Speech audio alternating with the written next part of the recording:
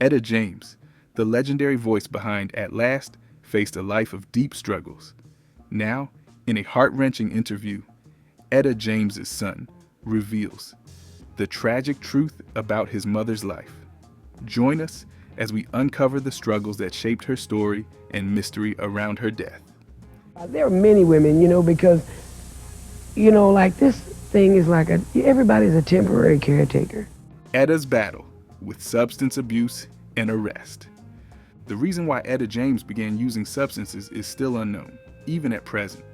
Some people think that the demands of being famous led her in that direction. Some believe that her difficult childhood and feelings of being deserted could have been a factor. Another suggestion is that she resorted to illegal substances to increase her self-assurance.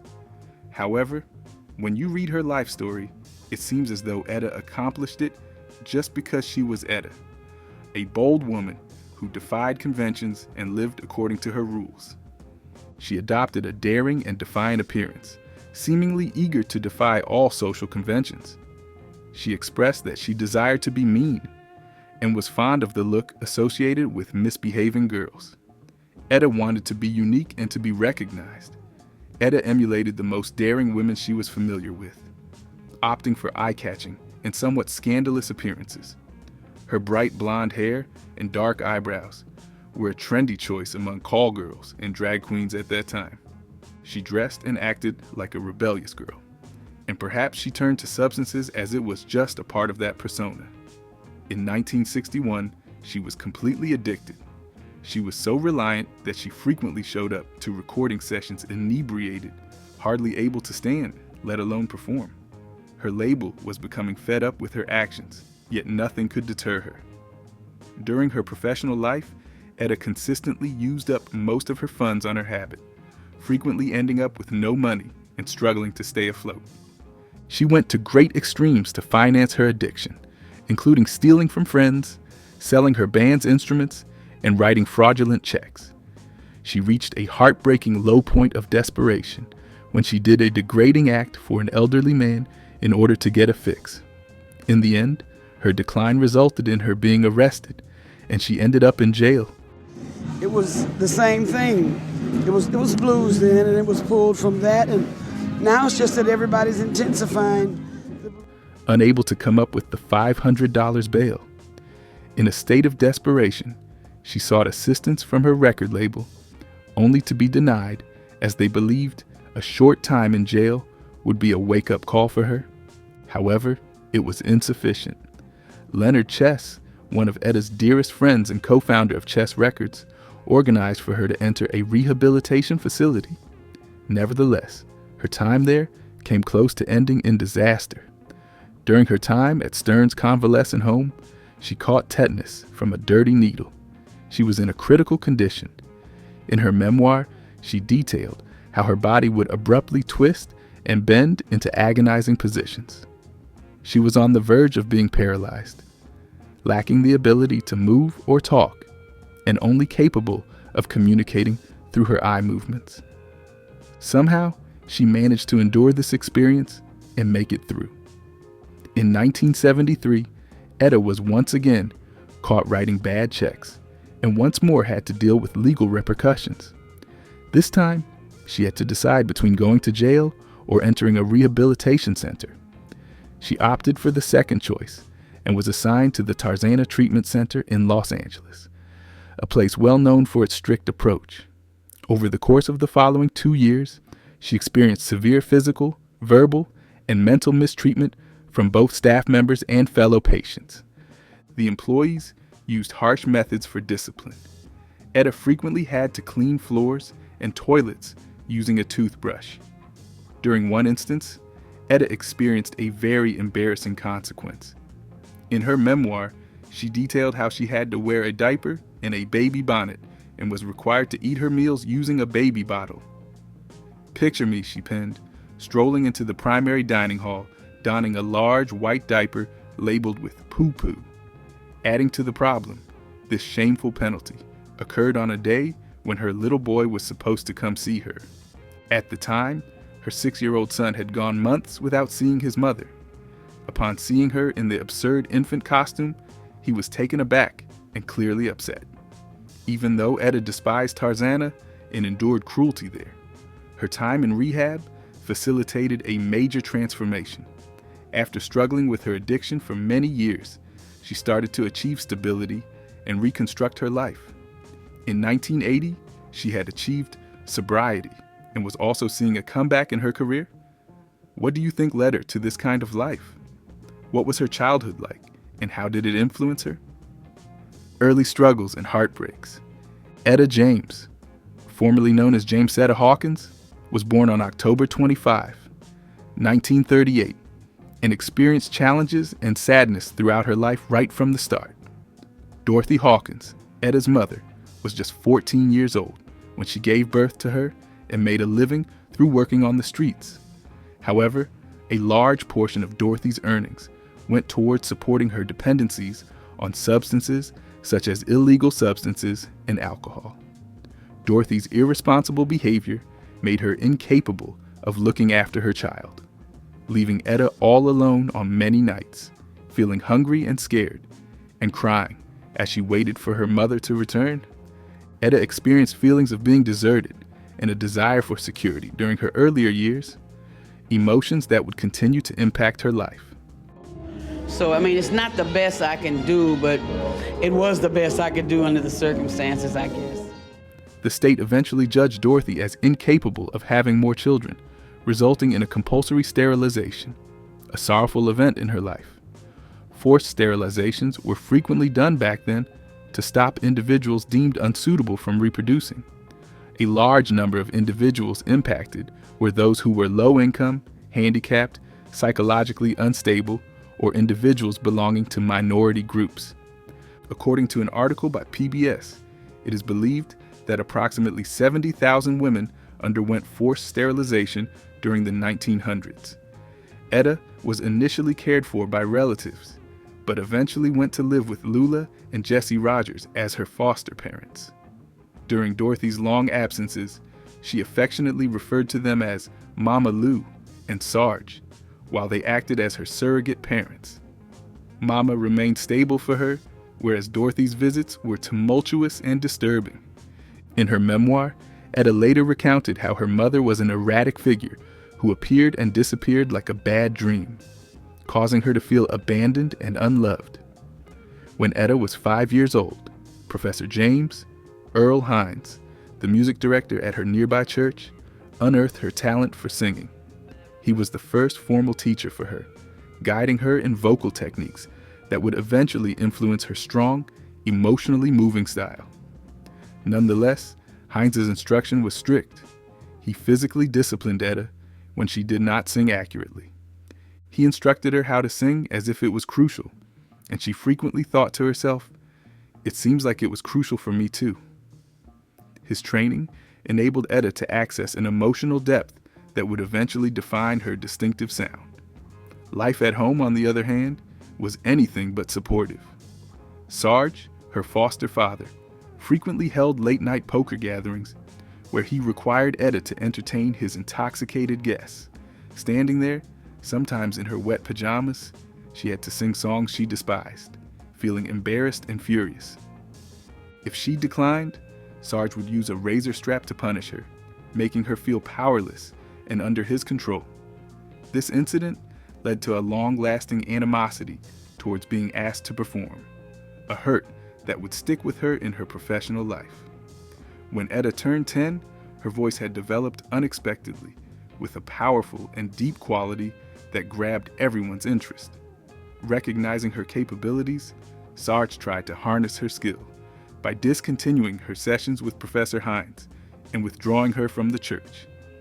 This choice caused Etta immense sorrow by taking away her source of expression and happiness in singing. The loss led to a profound sorrow, demonstrating the beginning of the effect of early trauma on her mental well-being. When she was 12 years old, tragedy hit once more with the passing of her beloved Mama Lou. Etta had to relocate to San Francisco and reside with her birth mother, Dorothy. Regrettably, Dorothy remained unchanged. Etta was left to her devices after school while she was still missing. Without direction, Etta fell into a troubled lifestyle engaging in drinking and marijuana use, and associating with a tough group of people. Before long, she became a member of a neighborhood girl group, acquiring skills in theft and participating in minor illegal activities.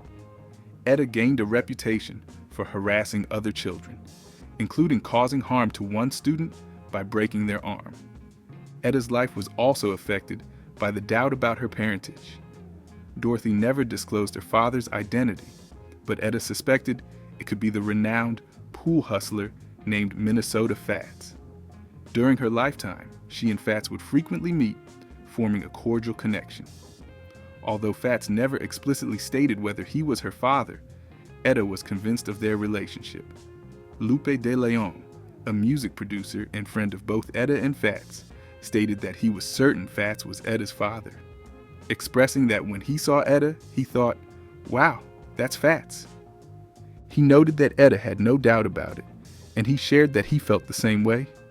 Despite being abandoned and disappointed, Etta harbored no bitterness towards her mother. If anything, she believed Dorothy's absence was the most beneficial action for her. When looking back on her life, Etta would argue that had her mother attempted to raise her, she may not have been able to discover her voice or accomplish anything. Etta's ability to blend forgiveness and strength is what enabled her to continue moving forward in spite of her pain.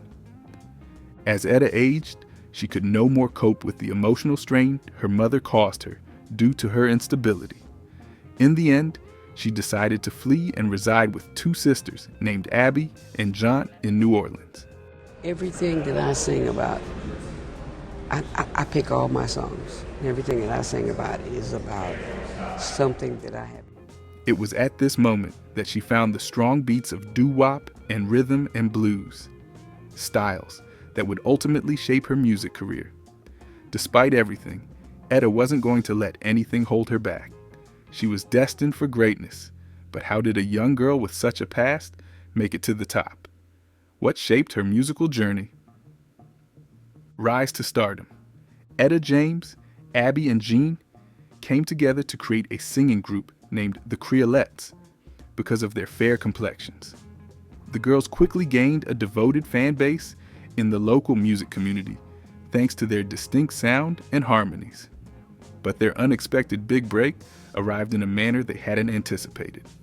Abby, the eldest sibling, went to a Johnny Otis concert, a Greek-American singer and producer who was a prominent figure in the music industry during that period. Abby was determined to meet Otis backstage and share her girl group with him, speaking passionately about their talent. Surprisingly, she managed to persuade him to let the girls perform for him. Etta and Jean, too young for the concert, stayed home while Otis, curious to hear them, arranged for a cab to bring them to his hotel. Upon arrival, the girls showcased their talents to him, leaving Otis awestruck by Etta's vocal abilities. He was aware of their talent and desired to bring them along for the band's tour. Yet, he had to verify Etta's age beforehand, so he inquired about her current age, and she said she was 18, despite being just 15.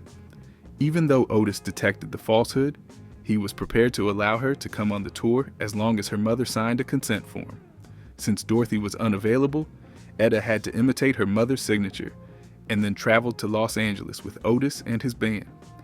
Johnny Otis came up with a stage name suggestion for her in Los Angeles by reorganizing her birth name, Jamesetta, to form Etta James. He changed the name of their band from the Creolettes to the Peaches as well. In 1955, their first single was recorded titled Roll With Me Henry, a daring reinterpretation of Hank Ballard's hit Work With Me Annie. Nevertheless, Etta's interpretation was considered too suggestive because the phrase roll with me had a connotation of intimacy that was not widely accepted. Therefore, the song was renamed The Wallflower by the record label, much to Etta's frustration, which she described as completely ridiculous. Even with the new name, the song quickly reached the top of the R&B charts, signifying Etta's first significant achievement. Shortly afterwards, a sanitized rendition of the song titled Dance With Me Henry was unveiled by a white singer named Georgia Gibbs. As Gibbs's cover soared to the top of the pop charts, Etta was forced to observe from the sidelines as her original version was pushed to smaller venues. During that period, white artists often made safer versions of black songs to attract a broader audience and profit without acknowledging or paying the original black creators. Etta referred to these interpretations as Susie cream cheese versions, showing her annoyance at hearing her song on popular programs like The Ed Sullivan Show, while she sang it in small, lesser-known venues. She felt bitterness toward the music industry for not receiving the royalties and recognition she rightfully earned, which persisted throughout her career. Following the breakup of the Peaches, Etta made the decision to pursue a solo career. At the young age of 17, she debuted with her first solo single, Good Rockin' Daddy, and it soared to number 12 on the R&B charts.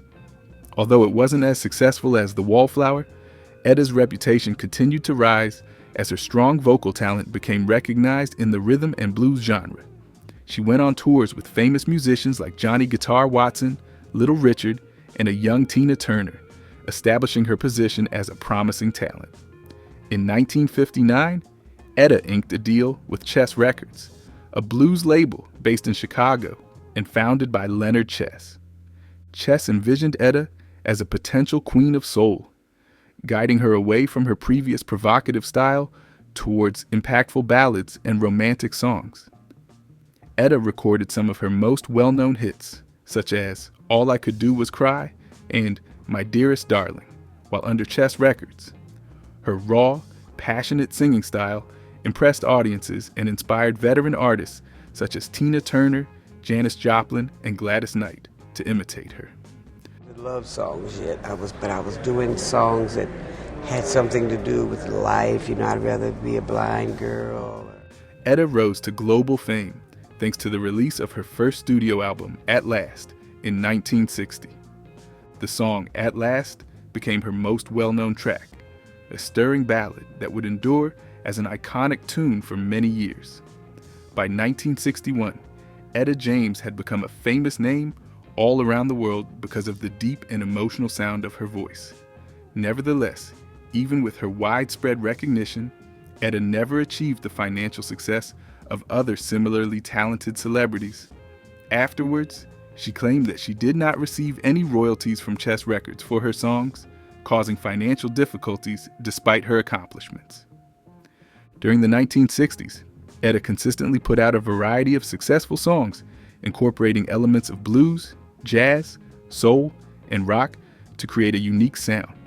Hit songs such as Trust in Me, Something's Got a Hold on Me, and Tell Mama demonstrated her versatility as a singer and solidified her position as a dominant voice of her era. Despite a life marked by tragedy, Etta's love life was no easier. She faced numerous heartbreaks in her relationships. So how did she go on to have her 2 sons? What's the story behind that? Etta's unstable relationships. Despite facing numerous challenges in her life, Etta James had a tendency to become involved with unsuitable men, resulting in abusive relationships. She once mentioned that as we delve deeper into a relationship, we come to understand that fear, not love, is what drives us. Fear traps us and keeps us captive. At times, we are unable to ever break free from that confinement. Prior to her 16th birthday, Etta had already been in 2 well-known relationships, both with popular singers. Her first experience was a short-lived relationship with Harvey Fuqua, during which they collaborated on tracks such as If I Can't Have You and Spoonful. She maintained a long-term partnership with the iconic B.B. King. Despite the fact that he was approximately 28 years old and she was under 16, Etta was convinced that King's song Sweet 16 was inspired by her. During her early 20s, Etta got romantically involved with the guy she only called the pimp. He displayed extreme violence, and on a specific night in a hotel room, he brutally assaulted her, leading to her hospitalization and barely making it through. Shortly thereafter, she started a relationship with Billy Foster, a former convict who appeared to represent a hopeful new beginning. However, Foster vanished, leaving Etta alone again after she became pregnant. Even though Etta had quit injecting illegal substances, her dependency persisted, and she still used cocaine while pregnant. In 1969, As her son Danto was a baby, Etta started a romantic relationship with artist Mills, who was an ex-pimp and veteran of war. Mills stood out from Etta's previous partners by being deeply committed to her and making every effort to safeguard and support her, despite the challenges in their relationship. In that same year, Etta wed Artis, who then became one of the few consistent elements in her life. Etta and Mills were both arrested for illegal substance possession in 1972.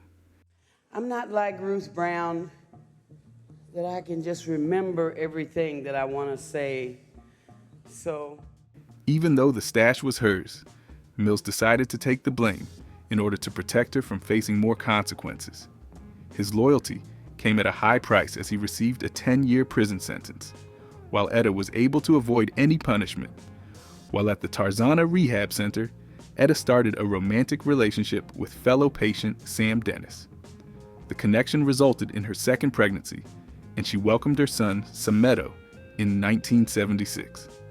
Etta and Sam were together for many years, but they ended their relationship right before Mills got out of jail. Throughout everything, Artis remained a consistent presence in her life.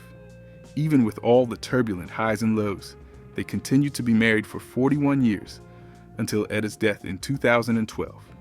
Her romantic relationships were just as complicated and intense as every other aspect of her life. Etta was known to dislike Beyoncé, despite their similarities. Why do you think this was? Could it have anything to do with the life Etta led? Controversy with Beyoncé. Beyoncé gained fame for her portrayal of Etta James in the 2008 movie Cadillac Records, with fans reacting enthusiastically to her performance. However, Etta was not as amazed. She appeared resentful, believing that Beyoncé never asked for her opinion or viewpoint on the role. Etta believed that Beyoncé wasn't the right choice because she thought she wasn't as upscale as Beyoncé, and noted that Beyoncé came from a middle-class background and was skilled at behaving like a lady.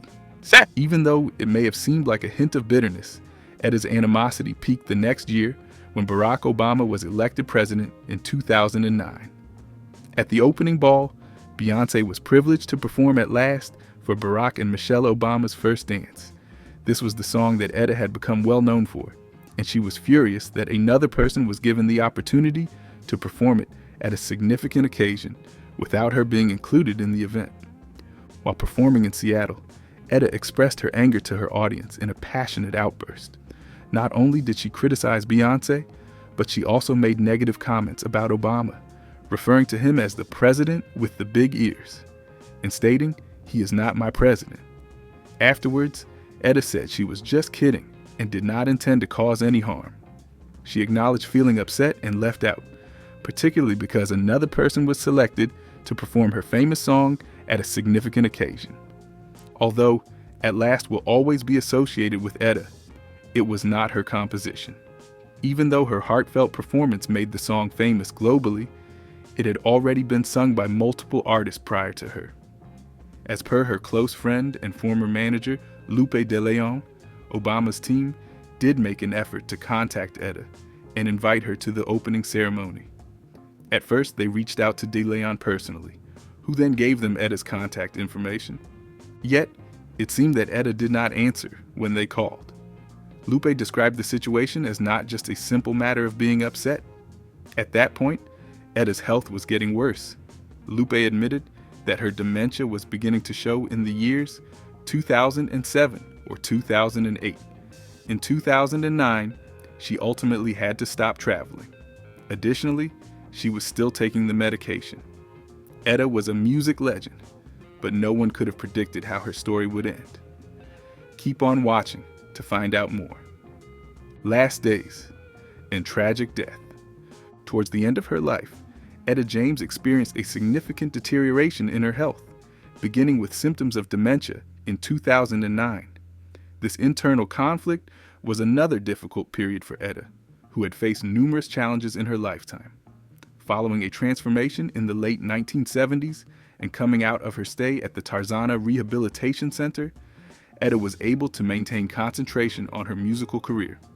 Nevertheless, a different problem quickly emerged: obesity and a dependence on pain medication. At her most obese, Etta was close to 400 pounds and found it difficult to move around. The significant impact of her weight on her health motivated her to have weight loss surgery in 2004. Although she lost weight with this, her health problems did not stop there. She fought against pain with the help of medication, and eventually, this reliance turned into a challenge of its own. In 2009, Etta admitted herself to a detox facility to confront her addiction to pain medication. However, her medical condition kept deteriorating from that point. In 2010, she dealt with multiple significant health problems, such as pneumonia, hepatitis, a severe urinary tract infection, and MRSA, a dangerous bacterial infection.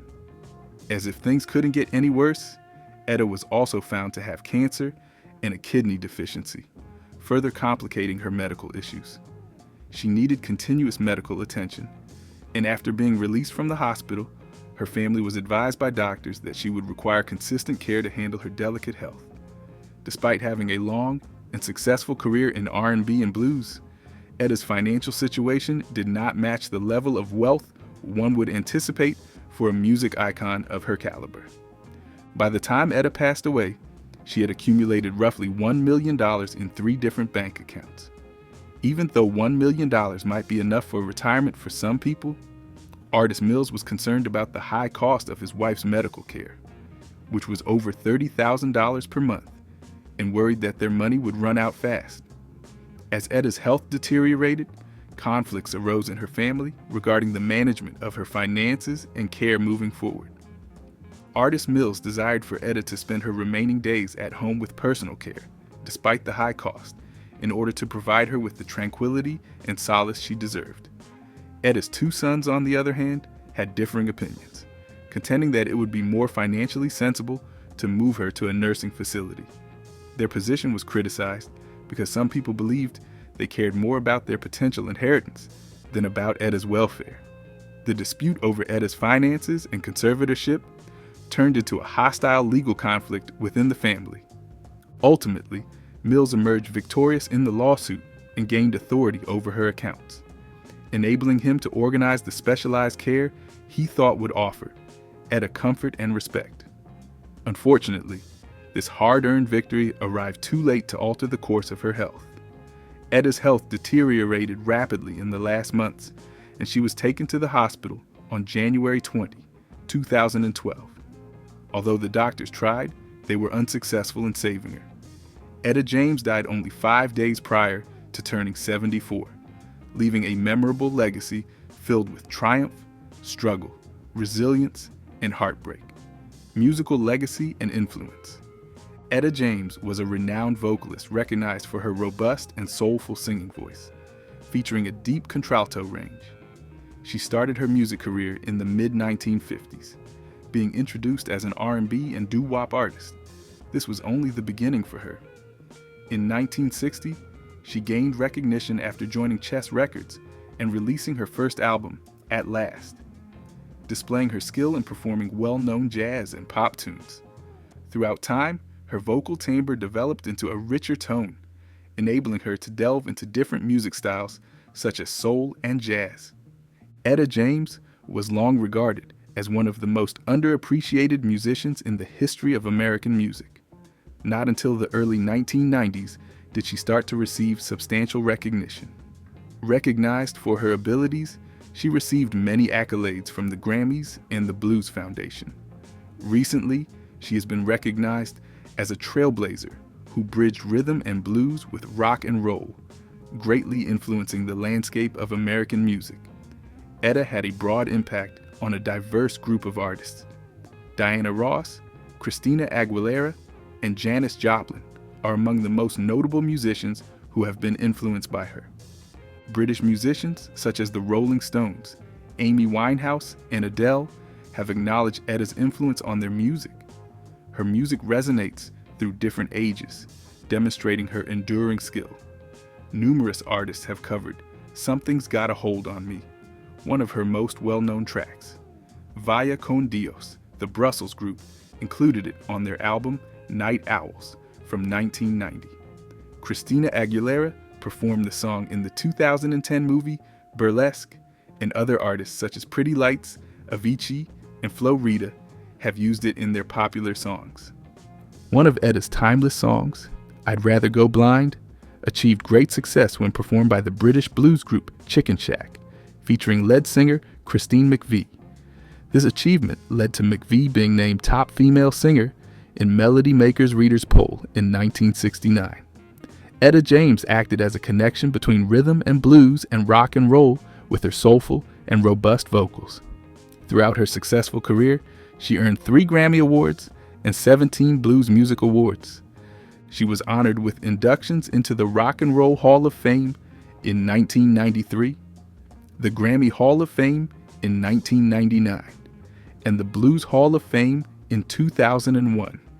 In 2003, she was honored with a Grammy Lifetime Achievement Award, and Rolling Stone magazine placed her on the list of the 100 greatest singers of all time.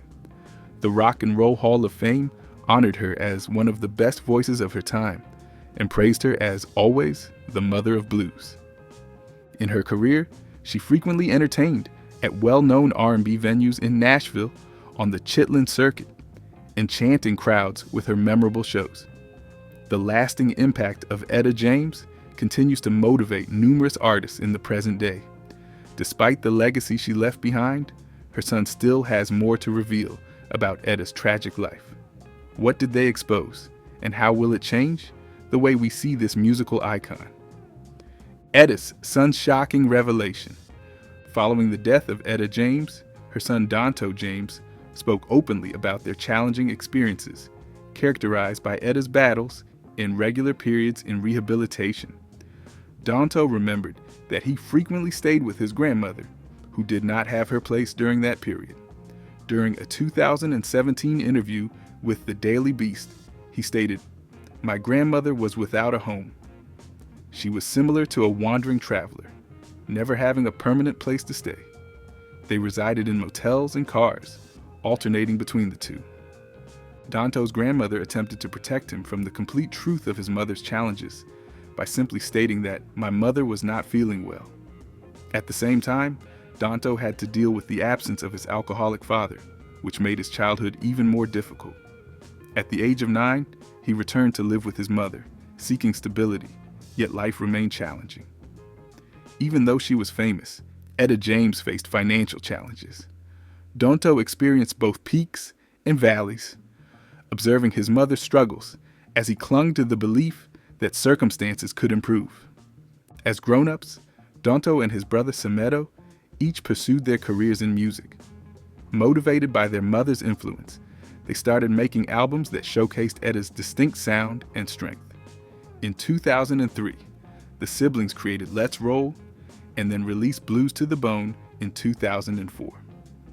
Each album was highly praised by critics, resulting in them both winning Grammy Awards for Best Contemporary Blues Album and Best Traditional Blues Album. These victories were not only accolades, they were a homage to Etta's lasting impact and her son's commitment to celebrating her talent. In Etta's last tour, Donto and Semedo both took part in the band, acknowledging their roles on stage. Donto was on drums and Semedo played bass guitar.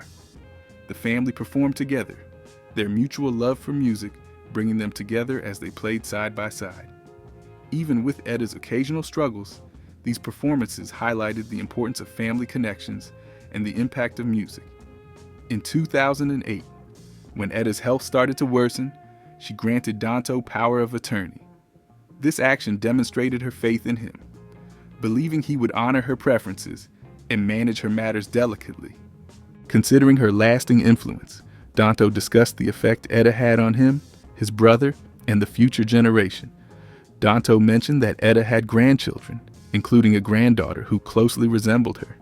He stated that she resembled Etta perfectly, and added that her grandchildren would continue her legacy as they were currently singing and performing with musical instruments. It is uncertain if Etta's grandchildren are Donto's or Semedo's, since both brothers lead very private lifestyles. However, there is no doubt that her impact endures, carried on by her family and the music she left us.